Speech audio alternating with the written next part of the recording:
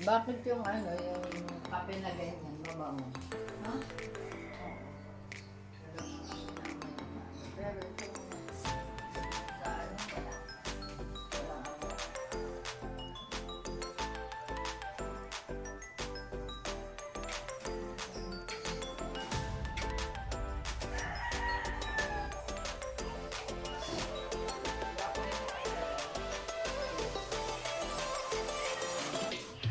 Pero hindi naman bago yung ano, kape, tsaka ano, Marami tatay niya. balikan ko sa baba.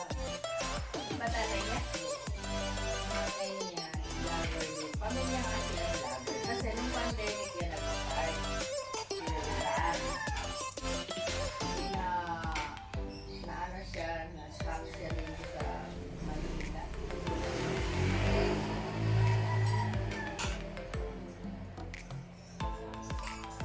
Tapos nung ano, pinauwi na siya nung lockdown. Ulit na nang Nagkabikos. pero yung tatay niya, announcer ng TV, may TV station. Tatay niya dahil.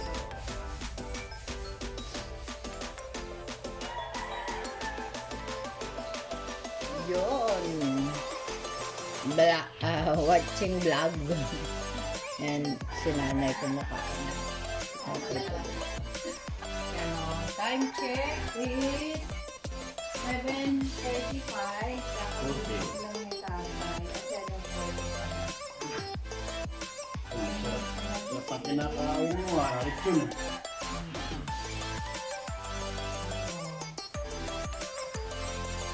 Hindi na yung ano tatanggal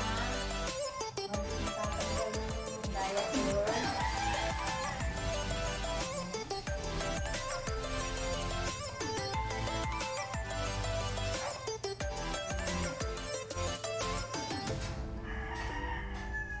Ilan? Ulang Webes ngayon. Ay, basura nga pala yun, no? Yes, it's basura day. Kaya maganda ang gising ni Ama, oh. Natawa siya. Ah, kalimutan pala natin pa-bless na ano. Ha? Kung dumating si Nakuli, Yan na? Nakuli, yung mga apo niya sa puho. Oo. Hindi ko na nakalimutan ko ng pamanuhin. Kay Nailan. Sarap ano, masarap ko yun. Bukas ang flight nila eh. Oo, isa. Okay. Tapos na.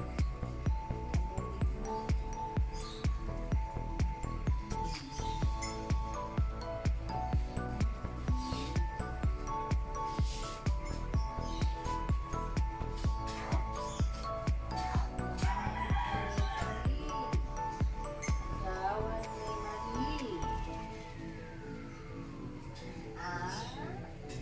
Sarap ni tatay sa ano ah. Sarap na sarap. Sarap ang kape? Daw. Mukhang kape ka talaga eh, no? Mula noon hanggang ngayon. Si tatay mukhang kape. Yum. Gusto niya ang pagkain. Nguya, ang lakas niyang nguya, oh. Yun lang everyone, at nakapag-breakfast na kami ng maaga. Si tatay ngayon lang dahil natanghali siya ng gising. Hindi ko siya ginigising kasi nga ano, minsan 11 gising, 12 gising. So, okay lang. Hinihintay ko siya magising bago mag-breakfast. Pag minsan naman maaga, gising na. Pagkadating namin galing palengke, pero since hindi kami ngayon na palengke at MWF ang palengke namin, kaya ayun lang. Bye for now at the moment. And Back to my tatay. Never. Sa likod. Tapos na namin. Malit ng diaper si ama. Saka si nanay. Ayan. Ayan.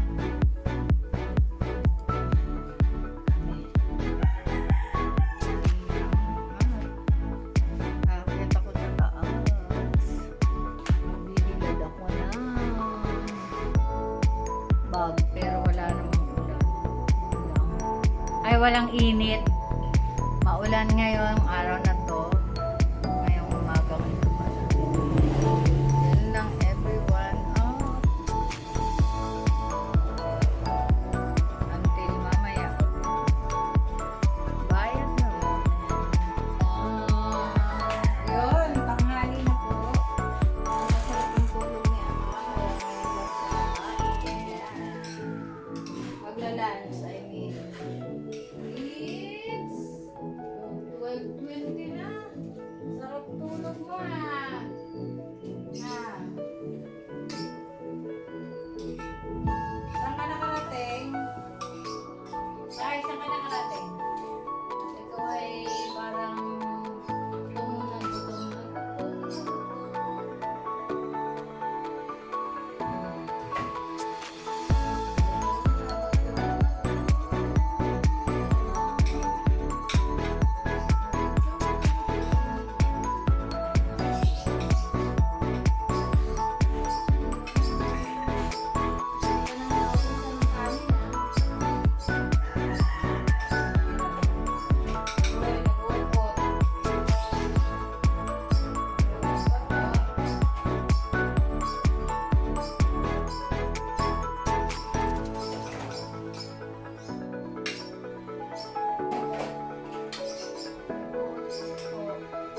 Alam mo ba yun?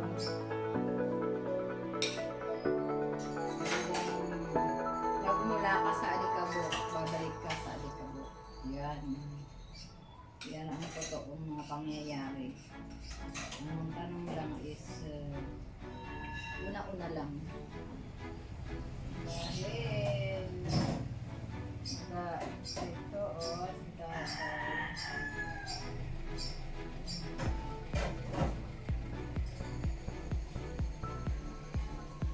Saan ka galing, tay? Saan ka nakarating?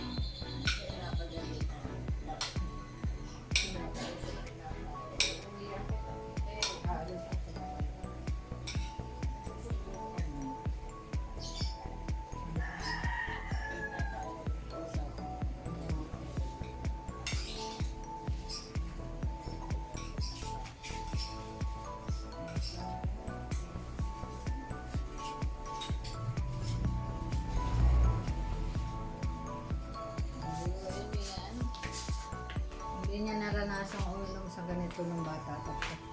Pero ngayon, eto na yung baso niya. Diba? Mas social siya ngayon. Kaysa sa noong, may tubig na lang pa.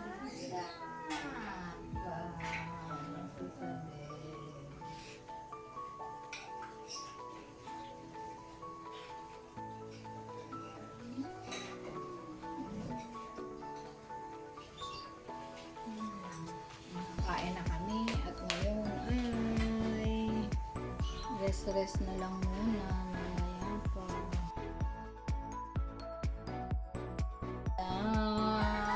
Yun, tanghali na po. Nakasarap ang tulog ni Ama, kaya ngayon lang siya kakain ng lunch. Magla-lunch, I mean. It's 12:20 na. Sarap tulog mo ah.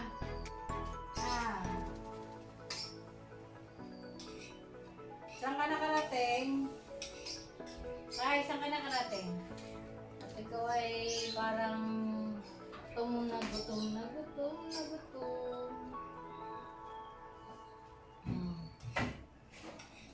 Gutom na gutom na gutom. Si Ama. Nagutom na gutom na gutom. Ayan. Hindi ka nang maubos Naubusan ng kanin ha. Tira naman talaga. Hoy, nag-uot-ut. Nag-uot pa to.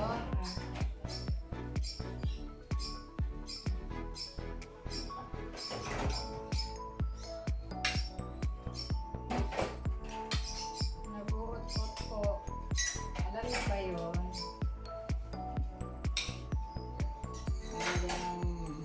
Nagmula ka sa alikabok, babalik ka sa alikabok. Yan. Yan ang totoo ng mga pangyayari. Ang tanong lang is, una-una lang. Dahil, ito o, si Tatay.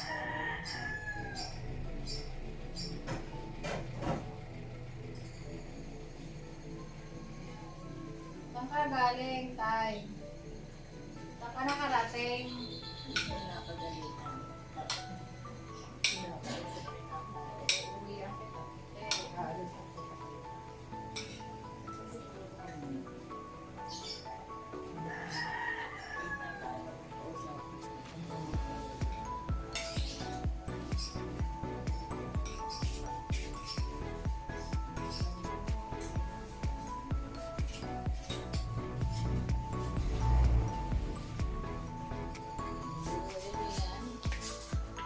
Hindi niya naranasan uminom sa ganito ng bata pa siya.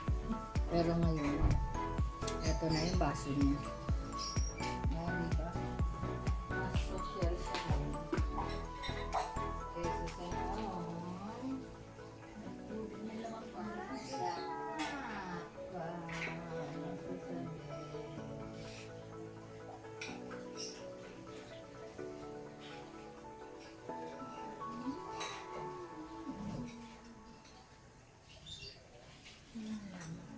Kain na kami at ngayon ay rest na lang muna mamaya pa. Ayun pala, good afternoon na. Ay, good evening na pala, oh. 5:54, dumating ang basura. Ayan, oh. Kagulo na naman kami dito. Kaya, ayun. Dito lang. Tapos, meron pa kami mga konting tinda dito na ulam. Nandyan si Sap-Sap. Nandito si pang dinner na. Yung mga walang ulam for dinner. May konti na lang pakbet. And then ito yung tahong sinabawan.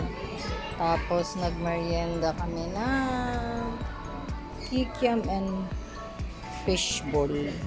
Yan lang. Ha? Sino? Oo. Ayan. Ayan. Baka naglalakad-lakad. Hanggang doon sa tuktok. Nakataas. Dahil nakataas. Pwesto. Pagkain na. Ako na. Isa ko ngayon.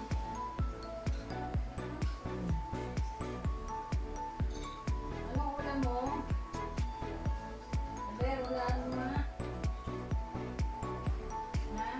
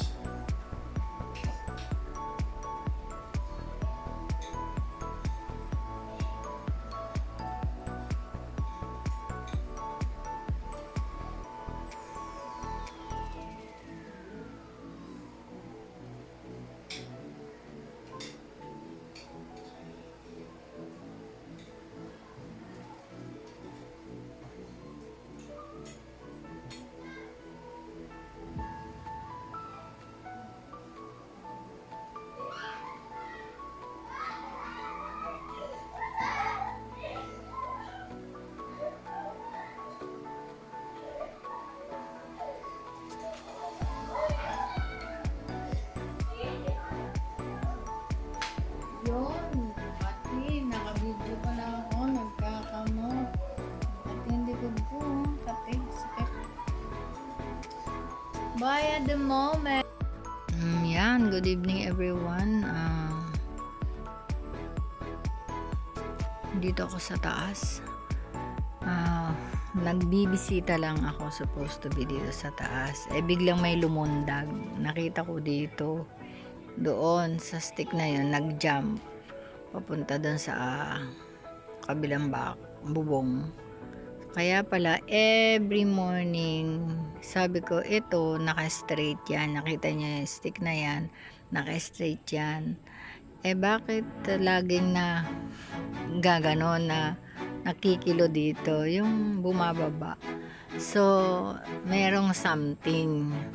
Sabi ko ganon. So, kanina nakita ko na doon lumulundag yung pusa. Yeah, even kaya pala merong meron pa rin nag-sleep over doon sa anong yan. So, kailangang buwagin. Ayan, ang ginawa ko at the moment, since may net ako, inilagay kong ganyan. Ayan. Pero meron pa akong yero dun. Pwedeng tali ulit namin doon ni paring Ben. Pero since meron namang net, let us see kung ano bang magagawa na naman ng pusang ito, kung saan yan dadaan. Kasi yung doon, tinanggal ko yung hollow blocks na pinagja-jumping. Dinadaanan din niya. Doon din siya nagja-jump. Ayun, kaya naku po, Diyos ko pusa, ayaw ko ba sa iyo. Meron ka naman sariling bahay, bakit dito ka bakit dito ka overnight, yung ganun ba? So, ayan everyone, hangin lang ako dito sa taas at the moment kasi bababa na rin ako, matutulog, and bukas maaga naman kami mamalengke. Kaya ayan,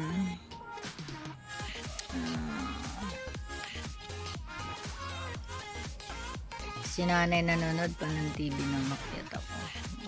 Tapos kung maglinis sa kanya. And then si tatay naman, as usual, yung tulog niya putol-putol. Pero nung umakyat ako dito, naghihilik. Tapos, ayun, back to normal na ulit siya. Yan ang update ko kay tatay. Hindi na nga lang siya nakakababa, nakakalakad as in. Dahil nga, sinasabi niya masakit ang tuhod. Pero, pag merong tao, hindi siya nagpapakita ng lakas niya, ng kaya niyang gawin yung ganun. So, nakaka-roll na siya nakakagilid na, tapos nakakapagkamot na rin ng ulo. Dati hindi siya nagkakamot, as in talagang parang nawala yung lakas niya, hindi ko alam.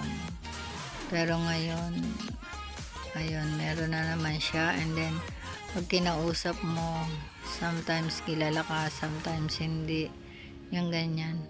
Tapos ayun, okay na. And then yung kaninang bago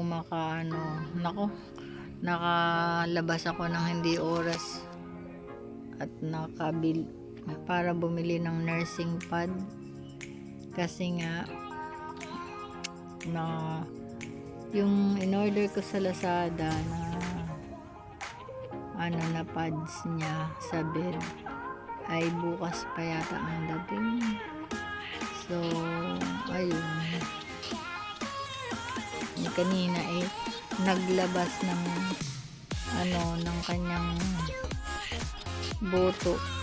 So kumbaga umihi siya sa labas, hindi sa loob ng diaper.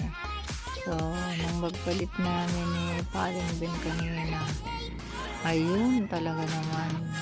Basang-basa yung pad, pati siya, pati ano to, pati damit, pati hat, pati short. Kaya hindi pwedeng matutulog ng magdamag ng walang ganon.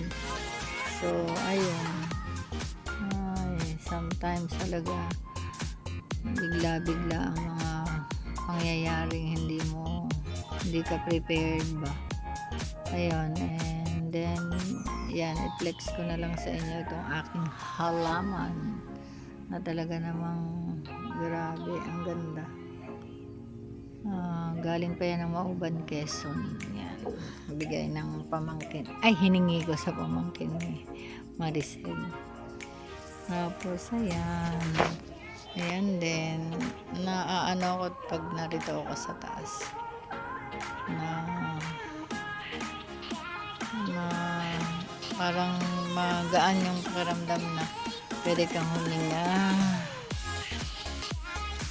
lalo kung pagod ka na. Ayan, ganyan, batak-batak lang ang likod, and then pwede lang dito mag-exercise.